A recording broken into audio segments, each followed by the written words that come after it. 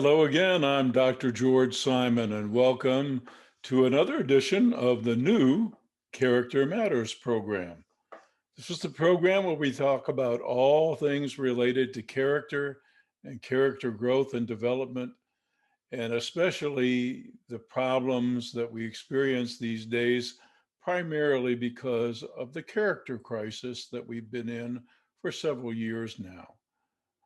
Character disturbance, as I mentioned many times before, is a spectrum phenomenon, much like many mental health conditions are, and it exists on spectra of both type and degree. So folks can have some various types and degrees of character dysfunction without necessarily having what we call a personality or a character disorder. We'll talk about that at some length in future programs. But suffice it to say that character dysfunction is the phenomenon of our age. More people have problems in their lives and experience difficulties in their relationships, not so much because of their unresolved inner trauma uh, or their unconscious fears and anxieties. Those things are players in people's difficulties. There's no question about that. But more and more these days, problems develop in our relationships, in our society at large, uh, in all different areas of life because of the difficulty folks have had forming solid character. Character is an interesting concept, it has a lot of components to it. To be a person of integrity, you have to not only be emotionally healthy and psychologically healthy, but spiritually healthy as well. And I'm not talking about religion per se when I'm talking about spiritual health, but the whole person has to have some sort of awareness and mindfulness to be a person of decent character, capable of a truly loving relationship. And toward that end, I've been working on what will likely be my last major book. I've written 4 other books. In Sheep's Clothing, Understanding and Dealing with Manipulative People is the international uh, bestseller, a true phenomenon, something that I never expected would happen. Uh, so that is my first book. And then my second book, Character Disturbance, The Phenomenon of Our Age, really brought the whole issue of character dysfunction to the fore. And in addition to helping people understand uh, what was going on in their lives and how to deal with it, it was the first book to explain why traditional methods of seeking help didn't really work very well. That was most people's experience. And I explained why that is true and also offered some hope because actually there is some degree of hope depending on where someone lies on the spectrum of character disturbance for some kind of help. The problem is finding the right kind of help. So I address that in character disturbance. And then my book for the Christian faith community, The Judas Syndrome, about how genuine faith in the principles that our great wisdom teacher taught and in that person can truly save a person's very soul. And then my relationship oriented book, How Did We End Up Here? A Survivor's Guide to Navigating This Crazy, Mixed Up, Character Disturbed World of Ours. Those are the first 4 books that I've written, but I've been laboring feverishly over a rewrite of a book that was originally titled The 10 Commandments of Character. These are timeless principles that I first outlined in my book, Character Disturbance, and you can find information about them in that book, at least in brief. But ever since I introduced those concepts, the 10 essential principles for becoming a really decent person. Folks had written me and asked me to write more about that. And I attempted to do that once. The product I didn't like very well, so I've been in rewrites ever since because this means a whole lot to me. It's really the culmination of my life's work. So I have been working on a rewrite to broaden the scope, and I'm happy to say I'm about 80% done now. So soon, I promise, fairly soon, we will have what should be my fifth book out there, uh, tentatively now titled Essentials for the Journey: Embracing and Living the 10 Commandments of Character. Timeless axioms that, when embraced and practiced, can grow a person emotionally, psychologically, spiritually, and therefore in character. And I've been talking about on this program recently the 10 Commandments of character, and we've been focusing on the first commandment. And in this program, we're going to kind of wrap up the discussion about commandment number one, and then begin to move into commandment number two. Commandment number one that we've been talking about is all about mindfulness. It's all about awareness, especially the awareness that we need to have about the impact that we have on the world around us. It's appreciating not just that we and everything else in this created universe is connected. It's more than just appreciating that connectedness.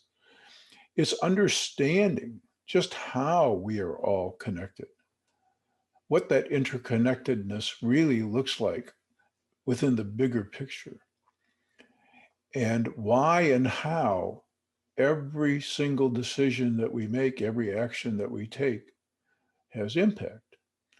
Now, those folks that we have traditionally called neurotics, these anxious, overly conscientious, emotional wrecks, so to speak, of folks who really kind of torture themselves because they worry about everything they do. They're almost afraid to be human and to fail and to show what some psychologists call their shadow side, their less than noble side. We're not talking about being so mindful and so conscientious that you make yourself crazy. We're not talking about that. And especially in today's world, the bigger problem is not so much that we have so much of this neurosis, people driving themselves absolutely bats with worry about what they do. Uh, Too many times these days, we have folks among us who haven't grown sufficiently in character to care enough about what they do. So, as some of the old mantras used to say, instead of having folks who are basically in their minds and in their hearts saying, "Don't even think about it," we have too many folks among us who say, "Just do it," without sufficient consideration of impact. And we have too many folks among us who, instead of being overly hung up, as we children of the 60s used to say, frankly, are not quite hung up enough about the things that they might say or do. So we have a different set of problems these days, generally. And these commandments we've been talking about, starting with this commandment about mindfulness, are meant to help center us. So we've been talking about this interconnectedness of all creation and about the inescapable impact that every action, every decision, everywhere by anybody has upon the whole. It may seem insignificant at times, but everything that we do or say, every action that we take does have impact. It has impact not only on the rest of the world and on our relationships and on our relationship partners, it has impact on our own personal growth and development too. So we don't want to be wrecks. We don't want to be uh, so fretful to make a mistake or to do wrong that we're anxious, nervous, neurotic wrecks. But these days, we have to be even more careful, to be mindful and conscientious, to have enough of a moral compass, to have enough of a sense of some sound operating principles to guide us into healthier kinds of interactions, not only with our relationship partners, but with ourselves and with the world at large. We're all in this together. And as somebody once says, either, either we'll hang together or we'll hang separately. We're either going to do what we need to do to survive and prosper, or we could write our own epitaph. We're at a crossroads of sorts. The world is kind of a powder keg once again. These things happen throughout history. And relationships, my goodness, they're a mess. I know far too many cases. I know as a helping professional, people don't come generally to me unless they've had trouble, but it just seems like there are the statistics will tell you this too. Relationships don't hold together. Sometimes it takes people 3, 4, 5, 6 marriages to figure it out, or 5 or 6 intimate relationships to even find some sort of balance and peace to make things work. This is a relatively new phenomenon. In the not too distant past, people were expected to pretty much have it figured out after they left high school and be ready to establish stable, lasting relationships. And many did. These days, things are much, much different. And that's because of the insidious relationship between character and culture. As more and more individuals populate the society who are underdeveloped in character, cultural norms and values and institutions erode. And as they erode, it's harder and harder to help people to develop character. Then, in turn, more and more underdeveloped characters enter the culture. It's a classic vicious cycle, and it's not serving us well. So, this is why I've dedicated my life to talking about this problem. And I've been talking, as I mentioned a bit ago, about this first commandment of character and what it means and how it affects our character development. Today, we're going to wrap up the discussion of this commandment and then move to commandment number 2. So, to restate the first commandment of healthy character development, you are not the center of the universe.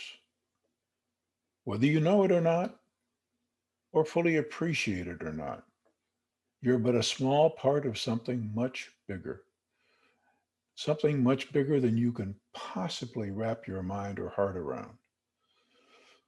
We and everything that exists, we're all connected and in ways that are incredibly difficult to understand and appreciate. So it behooves us to be mindful of our thoughts, our yearnings, our aspirations, and most especially of our behavior, because everything that we do, say, choose has impact on everyone and everything else that exists, including our own emotional, psychological, and spiritual well-being.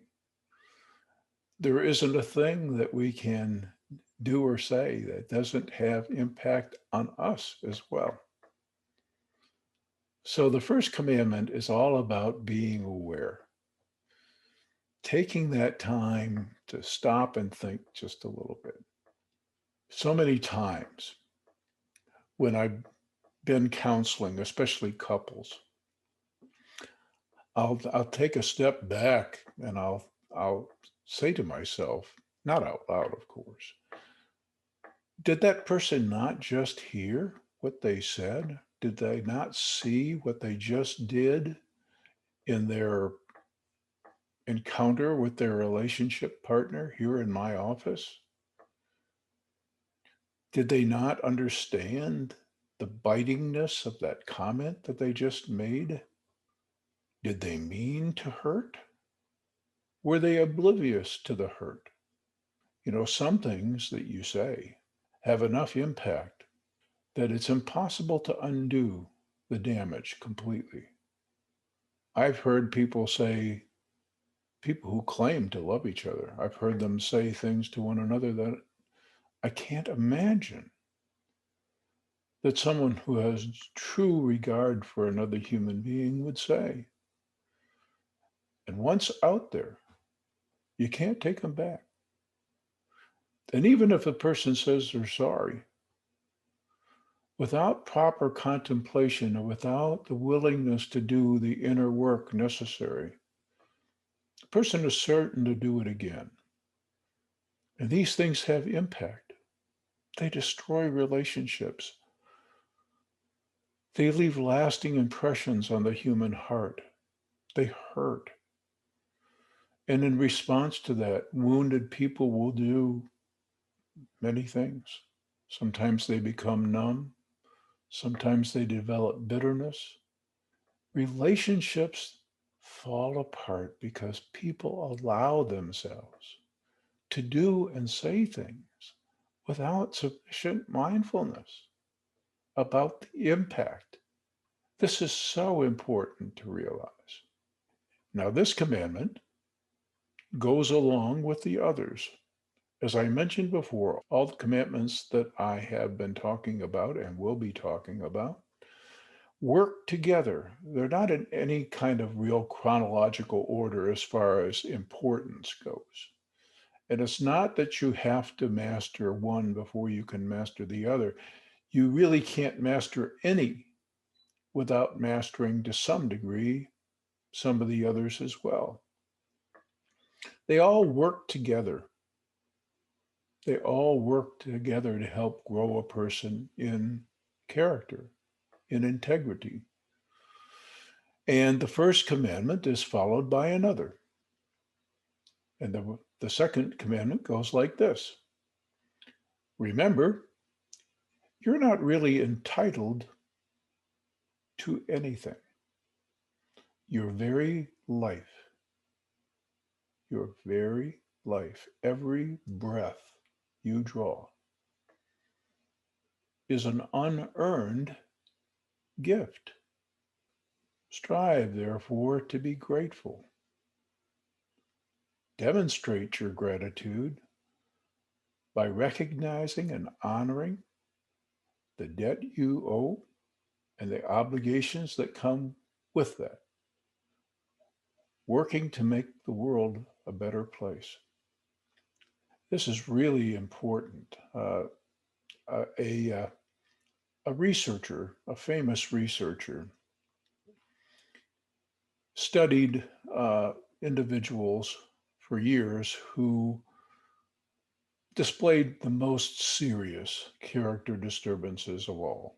These were folks who were chronically dysfunctional in society, who frequently broke the major rules and laws, many of whom spent years and years in prison and were back in a matter of days, weeks, sometimes after release because they just didn't know how to function in a pro-social manner and because they gravitated toward environments that didn't facilitate any kind of positive character growth. And this researcher had heard every kind of explanation possible for what makes people become so character impaired. And he found contradictions to every single theory offered. These people came from materially poor backgrounds. They came from materially rich backgrounds. They came from a history of trauma. They came from a history of no trauma. They came from underprivileged and privileged background. Was there anything in common?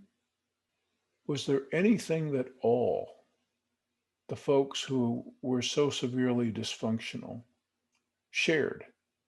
And one thing was this sense of entitlement, this lack of felt obligation, this mindset, the world owes me and I don't owe it anything. This lack of felt obligation, he realized, had its origin in a lack of gratitude. Now, some folks you could understand based on their backgrounds had reasons to feel ungrateful, but it's not always because someone has been deprived. Sometimes they can be indulged too. So this commandment is an interesting one. What real gratitude is, how it develops, why it's so crucial. And I must say that I have focused a lot in my work over the years with individuals who have had a problem meeting their obligations. Like I said, that come in with the mindset of the world owes me and I don't owe much back. I mean, after all, what's the world done for me lately? That kind of attitude. I've had to work a lot coaching such folks, helping them to a place where they could appreciate the many things that they do have that are totally unearned, and to develop some sense of indebtedness to that big, unknowable something responsible for this precious gift. And only in that gratitude can there arise out of the human heart not just a sense of obligation, but just a loving desire to not only give back, but to put good into the world, to do well by others, to love. But it starts with gratitude. And how it works with the first commandment has a lot to do with the mindfulness. You know, many times therapists working with folks who have difficulty with anxiety will ask them to focus on breath and breathing and deep breathing, so fundamental to life. It's sobering to realize that every breath we draw is not only unearned and a precious gift at that, but that every breath could be the last. Now, in response to that, some folks say, well, if that next breath I draw could be my last, I'm going to have myself one heck of a time. I'm going to indulge myself as best as I can in this moment because I might not be around. And so they lead kind of a hedonistic, pleasure-oriented life where we're going to sop up all the pleasure they can in the present moment, because it's like the old saying, eat, drink, and be merry, for tomorrow we may die. That could be your response. But the other possible response, and hopefully the more character evolved response, is profound reverence for this gift, for the ability to draw breath.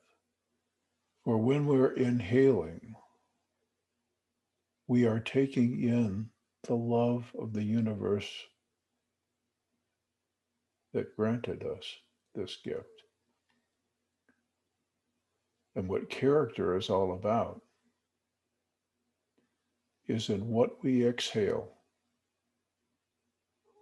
is what comes back out of us. I'm not the first to have said this. I mentioned before that in working with disturbed characters over the years, that I have focused on this issue of their lack of gratitude and the sense of entitlement. And part of the work that I've done has involved encouraging folks to keep gratitude journals, not so much as a list of, shall we say, counting one's blessings, but rather expanding one's mindfulness about the many things we enjoy undeservedly that should inspire a sense of both obligation, a sense of indebtedness, and perhaps some desire to give as opposed to just take. There are too many takers these days and not enough givers. And how these first two commandments work together is that it all starts with the mindfulness. Here we are, this pale blue dot, as Carl Sagan used to call it, this orb in this vast, vast universe, which could be one of many universes. This tiny little speck revolving around this one sun in the vastness of space, so vast we can not possibly comprehend it. And everything that we know and enjoy, all of human history is wrapped up here. And we're so entirely dependent upon all of the things that have to work together to make this life even possible. So how it all works together is that we have to be aware first. We have to be aware of how everything is connected, how it all works together, how we're a part of it, and just what kind of part of it we're going to be. Whether we're going to be a part of it that just takes what we can from it with a sense of entitlement. People do that in relationships too. They use and abuse wantonly these days. They see something they like, they go after it. Maybe they use charm, seduction, and they take. And when they've had their fill, they're done. Wow. But that happens a lot in relationships these days. Very few folks sit back and contemplate what they have in this precious gift, and then are inspired to give, to love. So we'll be talking more about the second commandment in some future episodes coming up. We also have our first live broadcast coming up on the 30th. Information is on this YouTube channel and on Facebook. It's going to be a Facebook Live event this time. However, that may not be our regular platform for live events. And I will be posting a phone number for you to call with questions. And you can also, if you're going to my professional Facebook page and indicating you're going to the event, you can make comments and you can submit questions in advance, and I'll be happy to address them on the program. But I'm hoping for a really lively discussion, especially about the format. I'm not married at all to Facebook Live events, nor to Zoom or any of the other major platforms. As soon as we get the studio appropriately equipped to simultaneously podcast on all the platforms, we may have more frequent live events that will be put up as recordings later so that we can have a nice discussion. So I'm looking forward to that, and I'm looking forward to future discussions on Commandment Number Two. For a while, I'm going to keep tying Commandment Number Two with the First Commandment, because our awareness and our mindfulness about this vast, great gift really has a close connection to the gratitude we need to have to carry us into loving relationships with others and with creation at large. So, with that in mind, I want to thank you once again for tuning in to another edition of the New Character Matters, and I invite you to visit my website at www.drgeorgesimon.com. That's drgeorgesimon.com. Hundreds of timely articles there, free for the taking.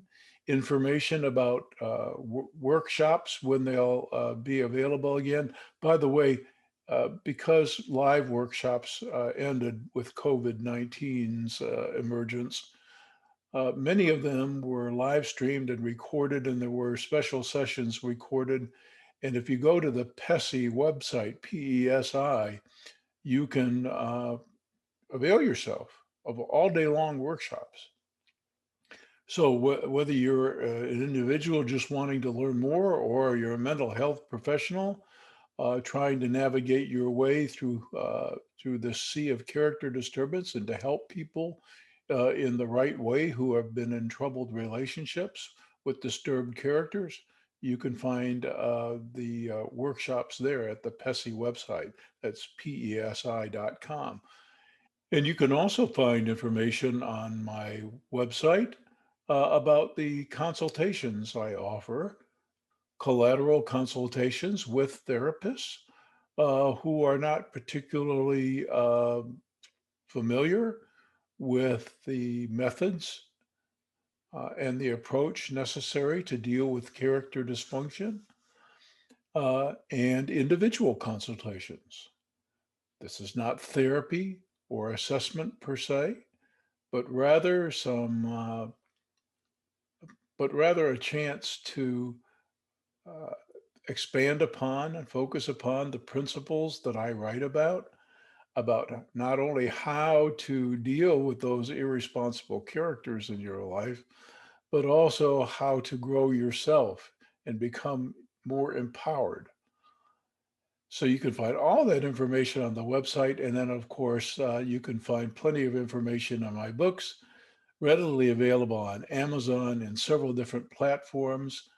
COVID has really interrupted the bookstore chain availability, but that's slowly coming back. But you can readily purchase on Amazon in multiple formats. In Sheep's Clothing, Understanding and Dealing with Manipulative People, the long-standing bestseller, Understanding the Proverbial Wolves in Sheep's Clothing Among Us, those folks who can look so good on the outside, but who can really do you in. This is the book that introduced the whole concept, the whole crazy making concept that we now call commonly gaslighting, the effect that that skilled manipulators can produce to make you feel crazy for suspecting what you suspect about their character and about what they're trying to do to manipulate and control situations. And also my book, Character Disturbance, the broad study of all the problems that we have, the problem characters you're likely to encounter in your life, how to deal with them, and especially how to secure the right kind of help when you need it. My book, The Judas Syndrome, about the relationship between genuine faith and personal salvation. And my book, How Did We End Up Here? The Toxic Relationship Survivor's Guide to Navigating This Character Disturbed World of Ours, picking up the pieces, moving on, and helping you ensure that similar difficulties will be avoided in future relationships. So once again, I'm Dr. George Simon. Thanks for tuning in. I'll see you again next time on the new Character Matters. Take care.